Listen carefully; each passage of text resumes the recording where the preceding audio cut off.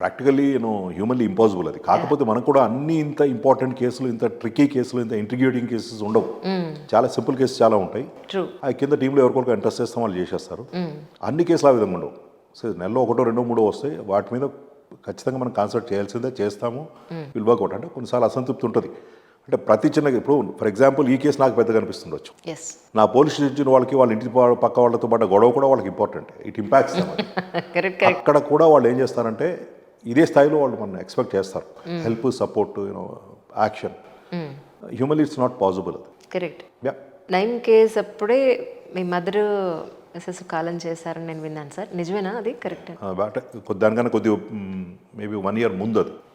Bus దిగి పక్క జరిగే క్రమంలో షీ గాట్ పుల్డ్. బస్సు ఒక చేత్తో బస్సు డోర్ హ్యాండిల్ పట్టుకుని దిగే క్రమంలో వాడు చూసుకోకుండా బస్సు మూవ్ చేసేటప్పటికి she got pulled. It was not a natural death unfortunately. అయ్యో. యా. ఎంత గ్యాప్ ఉండింది సార్ యాక్చువల్లీ అమ్మగారికి మిస్సెస్ కాలం చేయడానికి మధ్యలో ఎంత గ్యాప్ ఉండింది యాక్చువల్లీ? దేనికంటారు? మా అమ్మ మదర్ ప్లస్ మీ మిస్సెస్ కూడా కాలం చేశారు. It was about 14 months. December 2015లో మా మదర్ పోయారు. 16 లేదు, 17 February I lost my wife. ఎలా తట్టుకున్నారు సార్? యా, అంటే it was like a challenge లాగా ఉండింది నాకు. మా వ్యక్తిగత జీవితంలో అది, వృత్తిపరమైన జీవితంలో ఈ సమస్యలు, వివాదాలు ఇవన్నీ back to back almost 4-5 years. I think ఆ టైంలో మీకు మీ ఫిట్నెస్ బాగా ఉపయోగపడిందేమో అనుకుంటున్నాను నేను. జనరల్గా కొంచెం కాన్షియస్గా ఉండేవాడిని. అంటే చాలామంది ఏమంటారంటే నీ సర్వీస్లో బెస్ట్ పార్ట్ ఏంటి అని అడుగుతారు.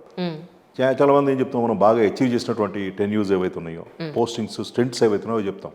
బట్ నేను honestly I tell that suspension was the best part of my service. అవును, ప్రీవియస్ ఇంటర్వ్యూలో కూడా మీరు చెప్పారు. ఎందుకంటే మేబీ అక్కడ ఆగి చూసుకుంటే జీవితంలో ఉద్యోగం ఒక భాగం మాత్రమే. ఉద్యోగమే జీవితం కాదు.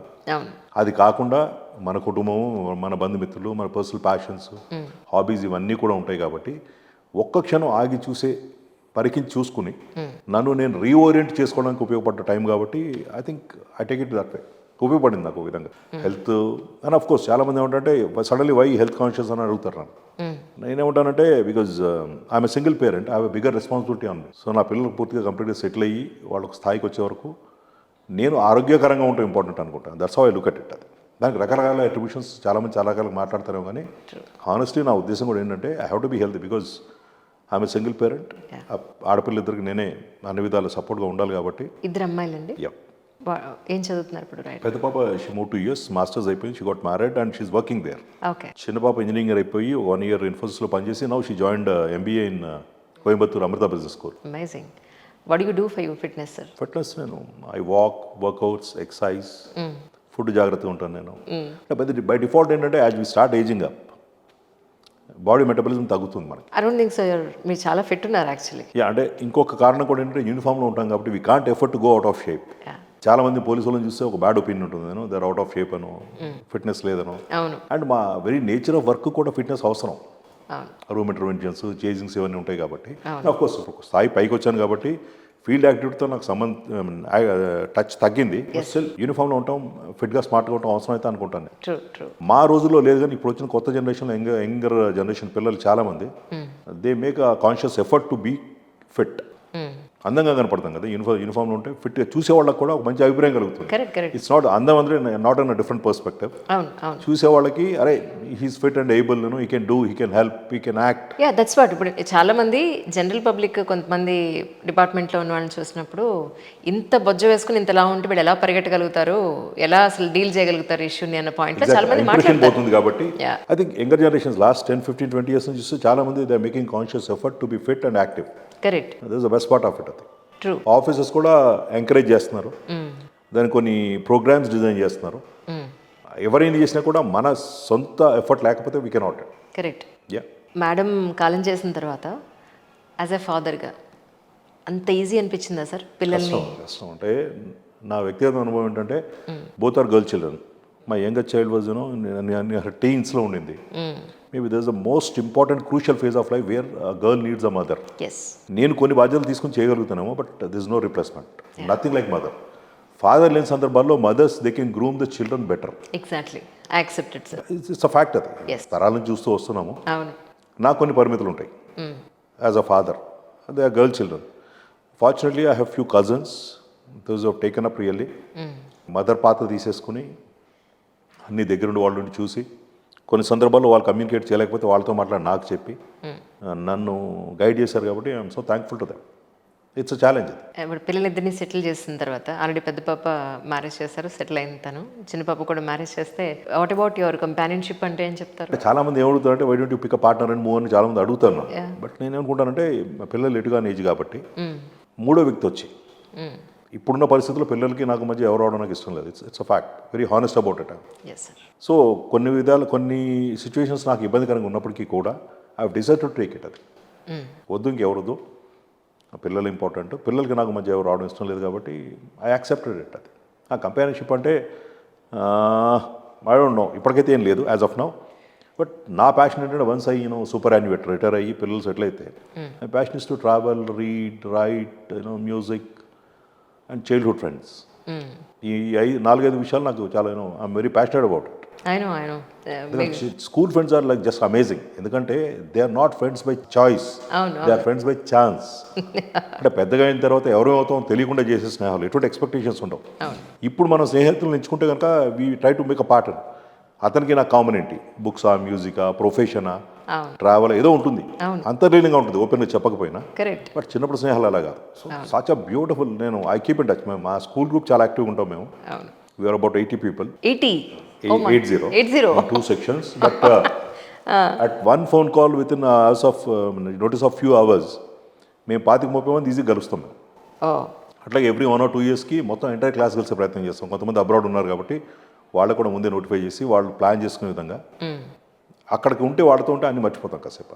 అదే స్ట్రెస్ బస్టర్స్. అప్పటి ఫ్రెండ్షిప్స్ సరే, ఇప్పటి ఫ్రెండ్షిప్స్ గురించి అంటే ఏం చెప్తారు? ఇప్పటి ఫ్రెండ్షిప్స్కి డెఫినెట్గా ఏదో రీజన్ ఉంటుంది. Very few people they come close to your heart. చాలా తక్కువ. ఎందుకు అంటే ఒకరితో ఒక స్నేహం చేసామంటే దానికి ఒక ఉద్దేశం ఉంటుంది. కాబట్టి ఎక్కడో కొంత దాంట్లో స్వార్థం ఉందేమో అనిపిస్తుంది. చిన్నప్పుడు స్నేహాల్లో స్వార్థం ఉండదు. Correct. And I really thoroughly enjoy meeting all those friends, spending time with them. ఇప్పుడు నేను నా ఆఫీస్లో కూర్చున్నప్పుడు నా పొజిషన్ చూసో, నా కార్డుని చూసో, ఏమన్నా పెద్దవాళ్ళు కూడా వచ్చి నన్ను సార్ అంటే నాకు పెద్ద సంతోషంగా అనిపించదు. అదే స్కూల్ ఫ్రెండ్ చాలా ఏం చేస్తున్నావు అంటే you feel so immensely happy about it. It's fact. ఎవరికైనా అది. కొంతమంది చెప్పగలుగుతారు, కొంతమంది చెప్పలేరేమో, కానీ ఎవరి విషయంలోనైనా ఇది కరెక్ట్. మీరు ఫేక్ నోట్స్కి సంబంధించి కూడా ఒక కేసు డీల్ చేశారని చెప్పాను విన్నాను సార్. దాని గురించి అప్పట్లో ఫేక్ నోట్స్ విరివిగా హైదరాబాద్ సర్క్యులేట్ అవుతుందని చెప్పి ఒక చిన్న లీడ్ వస్తే తీసుకున్నాం మేము. సో అది జనరల్గా ఏం చేస్తామంటే అది అక్కడ ఆపేస్తాం. వాడు దొరికాడు, వాడికి ఎవరు ఇచ్చారని చెప్తాడు, వాడు ఎక్కడి నుంచి తెచ్చారని చెప్తాడు, will stop it there. So ఆ మూలాల్లోకి వెళ్ళకపోతే ఇది మళ్ళీ కంటిన్యూ అవుతుంది, ఇంకోళ్ళు వస్తారు గ్రాస్ రూట్ లెవెల్ నుంచి. ఎగ్జాక్ట్లీ. ఆ క్రమంలో మేము ఇక్కడ నుంచి రాజమండ్రి నుంచి కొంతమందిని పిక్ చేసుకుని వీ ట్రావెల్ టు కోల్కతా నుంచి మాల్దా జిల్లా అని ఒకటి ఉంది, Bangladesh borders, little porous border, Ganges down స్ట్రీమ్లో అక్కడ ఉంటుంది. అక్కడికి వెళ్ళిన తర్వాత ఒక కుటీర పరిశ్రమ అంటే అక్కడ ఆ ఏరియాలో అది ఫేక్ కరెన్సీ అనేది. ఫేక్ కరెన్సీ కుటీర పరిశ్రమ. చాలా మంది ఏం చేస్తారంటే పక్కన బంగ్లాదేశ్ షిబ్గంజ్ అనే జిల్లా ఉంటుంది. ఓకే. అవతల పాకిస్తాన్ ఏంటంటే డైరెక్ట్గా మనకు కాకుండా వాళ్ళు బంగ్లాదేశ్లో ఫేక్ కరెన్సీ పంప్ చేసి అక్కడి నుంచి మన దగ్గరికి వస్తుంది.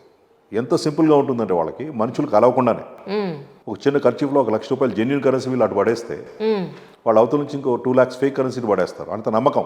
ఇప్పుడు వాడు పడేయకపోయినా వీడు పడేయకపోయినా నష్టపోతారు వాళ్ళు. But they are so well organised. అంటే క్రైమ్లో ట్రస్ట్ ఇది. అవును. నేను ₹1,00,000 ఇతరుల నుంచి అవతలు విసిరేస్తే ఖర్చులో కట్టి వాడు కూడా ఖచ్చితంగా నాకు వేస్తాడని నమ్మకం అది. అట్లా విపరీతంగా వచ్చింది. మేజర్ హాల్ ఏంటంటే అక్కడ almost 70 lakhs plus huge currency తీసుకుని లోకల్ పోలీస్ అక్కడ కోఆపరేట్ చేయలేదు. మేబీ వాళ్ళకంటే కన్వీన్స్ అని ఎట్టిపోటు చేయలేము, కానీ చూసి చూడనట్టు పోవడం, పట్టించుకోకపోవడం. మాకు కూడా సలహా ఇచ్చారంటే కొంచెం లిటిల్ ట్రికీ ఏరియా అదంతా, బంగ్లా బార్డర్స్. అక్కడికి వెళ్తే మీరు ఇబ్బంది పడతారు, జనాలు తిరగబడతారు, ఆలోచించుకోమని చెప్పారు. అక్కడ వైష్ణవ్ నగర్, కళ్యా చౌక్ అని కొన్ని పోలీస్, ఇంగ్లీష్ టౌన్ అని కొన్ని పోలీస్ స్టేషన్స్ ఉన్నాయి. అక్కడ ఎంతగా ఫేక్ కరెన్సీ స్ప్రెడ్ అయిపోయిందంటే మనం ఏదైనా షాప్కి వెళ్ళి ₹500 నోట్ ఇస్తే he refuse to take it. వద్దు సార్, వేరే కరెన్సీ ఉంటే ఇవ్వండి. అప్పటికి ఇంకా ఈ డిజిటల్ పేమెంట్స్ అవన్నీ రాలేదు అప్పట్లో. ఓకే. సో వాడికి అంత ఓపిక ఉండదు, ఇది జెన్యూనా ఫేక్ కరెన్సీనా కనుక్కొని చెక్ చేసుకుని మనకి ఎందుకు రిస్క్, వద్దనేస్తే అయిపోతుంది కదా అని ఇలాంటి పరిస్థితి. అక్కడ సక్సెస్ఫుల్గా పెద్ద గ్యాంగ్ని తీసుకుని వాళ్ళు అక్కడ నుంచి లోకల్ కోర్టు ప్రొడ్యూస్ చేసి ట్రాన్సిట్ వారెంట్ తీసుకుని హైదరాబాద్ తీసుకొచ్చాం. ఆ తర్వాత హైదరాబాద్ సిటీ పోలీస్ జనరల్గా ఏముందంటే మనకన్నా ఎక్కువ నేరస్తుల్లో నెట్వర్కింగ్ ఉంటుంది, మాట్లాడుకుంటారు వాళ్ళు. ఏ ప్రాంతంలో అయితే నేరం చేయడానికి కొంచెం సులువుగా ఉంటుంది, వెసులుబాటు ఉంటుంది, వాళ్ళు మాట్లాడుకుంటారు. లేదు ఈ మధ్య హైదరాబాద్ సిటీ పోలీస్ కొంచెం ఇట్స్ గోయింగ్ హార్ష్ అగైనెస్ట్ మన మీద వెళ్తే ఇరుక్కుంటాం, ఇబ్బంది పడతాం. మన ప్రాంతం వాళ్ళు కొంతమంది తీసుకెళ్లారు, వాళ్ళకి బెయిల్స్ కూడా రాకుండా గట్టిగా అడ్డుపడుతున్నారని తెలిస్తే అంటే పర్మనెంట్గా ఎరాడికేట్ చేయలేము అన్నది. బట్ డెఫినెట్లీ కొంచెం స్లో అవుతారు. క్రైమ్ అనేది పెరినియల్ ఏజెస్ నుంచి మనకి బుద్ధి తెలిసిన నుంచి క్రైమ్ ఉంది. క్రైమ్ని కంప్లీట్గా ఎరాడ్ చేయడం అనేది ఇంపాసిబుల్. అది వీలైనంతగా అది తగ్గించడం, జస్ట్ కర్బెట్, ఇంకో రూపంలో వస్తారు వాళ్ళు. ఆ తర్వాత చాలా కాలం హైదరాబాద్ ఫేక్ కరెన్సీ కొంత స్లో అయింది. కంప్లీట్గా రాలేదని నేను చెప్పను. హైదరాబాద్ పోలీస్ దీని అంటే ఒక పర్టికులర్ సబ్జెక్ట్ మీద దృష్టి పెట్టారు, ఫోకస్ చేస్తున్నారు, ట్రాక్ చేస్తున్నారు అనుకున్నప్పుడు వాళ్ళు కొంచెం ఆగుతారు. Why should we go to Hyderabad, ఇంకెక్కడ సేఫ్ ఎవెన్యూ ఉంటే అక్కడికి వెళ్దాం అనుకుంటారు వాళ్ళు. అది ఇట్ హ్యాపెన్స్.